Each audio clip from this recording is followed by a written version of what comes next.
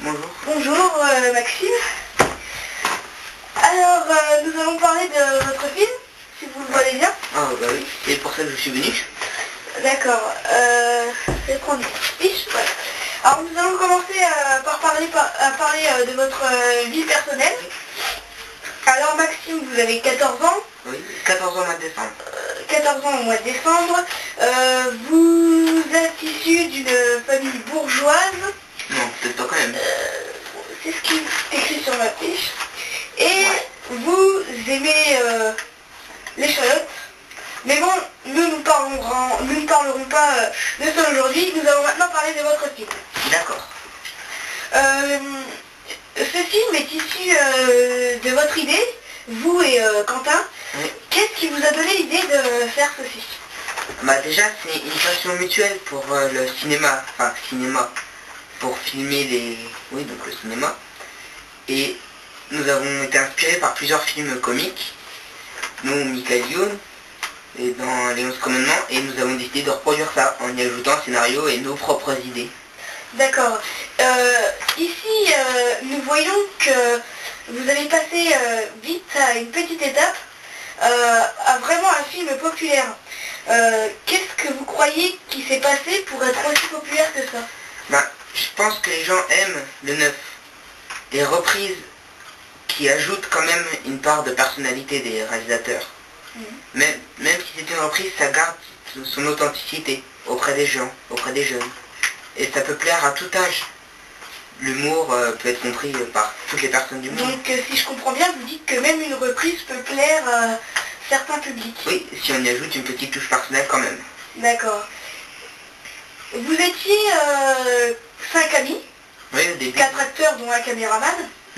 Qui s'appelle Godefroy, je tiens à préciser et remercier aussi. Sinon toucher les droits d'auteur. Je précise aussi que vous étiez une bande de copains. Ouais. Et un jour, ça vous est venu une idée de tourner un film. Ouais. Mais vous n'avez pas tout de suite pensé au scénario. Non, en fait, c'est Quentin qui s'occupait de toute la partie scénario. Après, on donnait les grandes lignes et il s'occupait vraiment du scénario à proprement parler. Mais on était 5, on habitait dans le même village et on se réunissait pratiquement chaque week-end pour faire un bout de film. Et est-ce que vous croyez qu'il va y avoir une suite à ce film? Je pense, oui.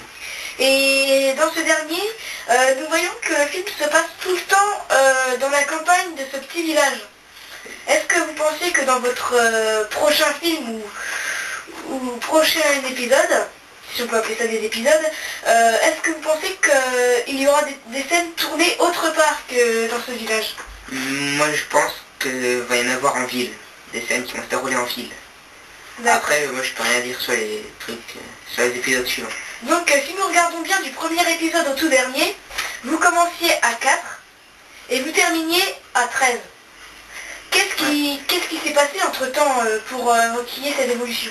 Eh ben, nous avons rencontré aussi des autres personnes qui habitaient dans notre village et qui ont voulu faire partie. On les a, comment dire? C'est eux qui vous le demandaient ou c'est vous qui avez proposé? On s'est retrouvés sur un tournage en fait, parce qu'ils se baladaient et nous on tournait. D'accord. Et donc ils ont fait partie de la scène. D'accord, d'accord. Et les gens disent parfois du mal de vous dans votre boulot d'acteur. Parmi ces sondages, nous trouvons que c'est plus la jeunesse française qui trouve que vous tirez mieux votre rôle. Est-ce que vous croyez que c'est plus parce que votre film est un peu plus jeune, que c'est les, on va dire, personnes plus âgées qui le détestent? Bah, les personnes âgées, elles le détestent pas vraiment, mais faut comprendre l'humour en fait. C'est vrai qu'on a 14 ans. C'est de l'humour jeune quoi. Ouais, voilà quoi. D'accord. Et quelles sont vos impressions personnelles vis-à-vis de ce film? Par exemple, est-ce que vous croyez, est-ce que vous pensiez que cela peut affecter, car ça parle des jeunes qui veulent devenir en fait des racailles. Est-ce que vous pensiez que ça peut aider justement ce qui l'entoure? Est-ce que vous croyez que la jeunesse des banlieues, en suivant ce film, pourrait réagir? Bah, nous on a fait ce film avant tout pour rigoler.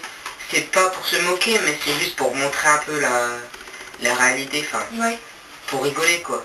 On a exagéré vraiment tout pour que ce soit de l'humour. Est-ce que, après avoir soi-disant terminé votre film, est-ce que vous saviez ou vous pensiez que ça allait aller jusque-là? Ah non, nous on pensait pas du tout que ça allait aller jusque là. Nous on pensait que nous, ça resterait dans la famille, des trucs comme ça. Montrer vidéo, rigoler. Vous aviez envie de le publier? Bah oui, mais c'était au départ, c'était pour rigoler aussi. On publie puis on voit ce que ça donne, mais je pensais pas que ça aurait cet impact-là sur tout le monde. Parlons de la vie personnelle des personnages. Combien de temps avant avoir fait ce film avez-vous connu Quentin? Oh Quentin, bah, ça fait longtemps, j'étais en CM2 avec lui si je me souviens bien. Après, vu qu'on habite dans le même village, on s'est un peu perdu de vue, 6ème, 5ème, 4ème même. On se voyait des fois, mais pas autant que maintenant pour le film. Et Baptiste et Godefroy, caméraman, je les ai connus à ce moment-là. Et lorsque vous avez lancé l'idée de faire ce film, c'est à ce moment-là, si je comprends bien, que vous fréquentiez le plus. Bah oui, forcément, pour tourner un film, il faut se fréquenter beaucoup. Donc vous pensez que c'est ça qui a rattrapé un peu vos relations avec votre ami Quentin? Ah oui, je pense qu'on a rattrapé le temps perdu, comme on dit. D'accord. Ok, ben Maxime, je vous remercie. Bah, Hein. moi aussi. Et nos auditeurs, téléspectateurs attendent impatiemment l'arrivée de votre deuxième épisode. Merci. Merci. Au revoir. Au revoir.